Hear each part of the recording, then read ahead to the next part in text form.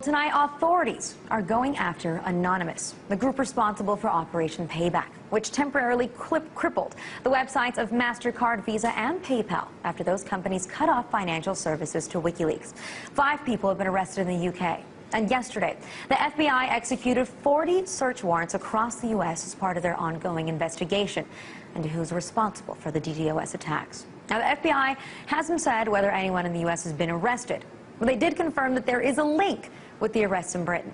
And they said that if people are charged here in the U.S., those people could face up to 10 years in prison.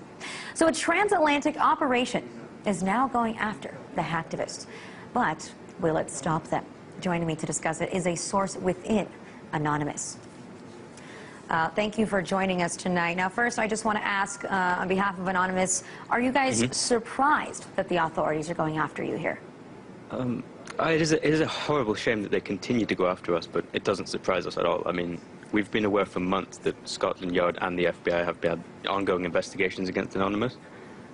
It's kind of, I think it's the kind of their quest to bring down the whole of Anonymous, and they're never going to succeed. They kind of think that all of our base will belong to them, and they're very wrong.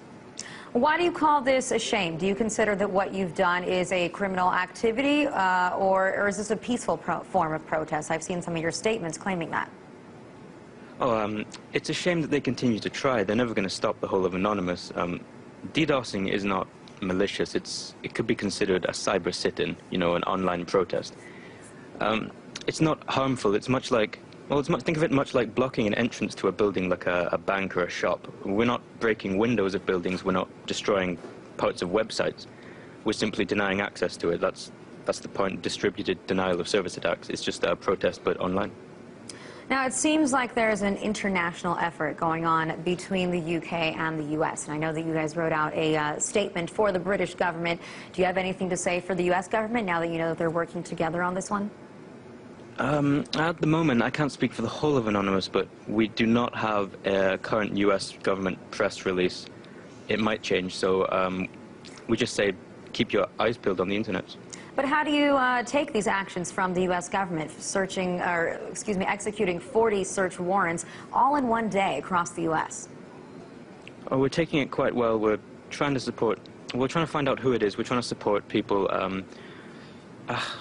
It is a pain. Again, we're not worried that they're going to catch all of us. Hold on, sorry. My connection is giving me issues. Are you still with me? Keep talking so we can see if we can still hear you. I think that we may have lost our Anonymous representative. Please tell me if you're still with us and your connection is better.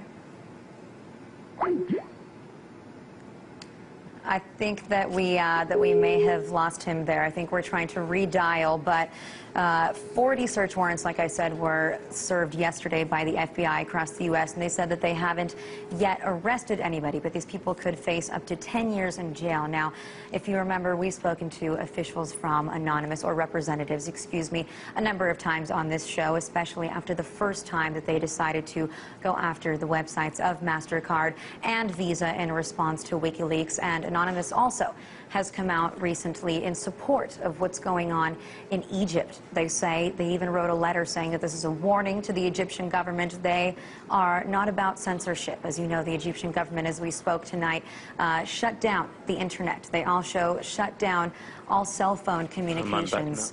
And I think that we have our Anonymous official representative back now.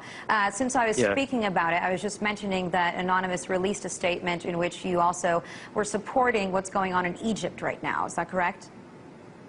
Yes, we're supporting the... Firstly, sorry for my connection there. Yes, we're supporting the protesters in Egypt. We have been... Well, of course, the internet has been shut down in Egypt. We've been sending faxes of WikiLeaks documents to Egyptian locations like schools. We're trying to get people involved in WikiLeaks, trying to help people out. We're also trying to make sure the internet is well spread there. Most internet ISPs in Egypt have been shut down. There's still some dial-up going on that the government used, so we've been trying to help people with that too. Now, in regards to you know, the investigations by the UK and the US, what's your plan here? I know you can't give us the exact details, but is there you know, some kind of a plan for retaliation? No, I can't tell you for certainty that we have a plan for retaliation. There could always be an idea that gets sparked between Anonymous. It could always happen. Mainly, I'm just baffled by the FBI's statement about this, that DDoSing can earn up to 10 years in prison. It's pretty ridiculous. I think they just see us as hackers on steroids. They're trying to take us all down. But we don't have any initial plans, but that could change.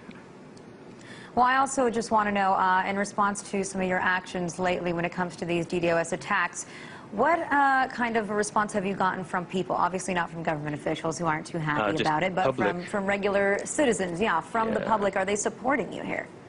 I'm in lesbians with this question, definitely. We've got such a large influx of positive support from everyone.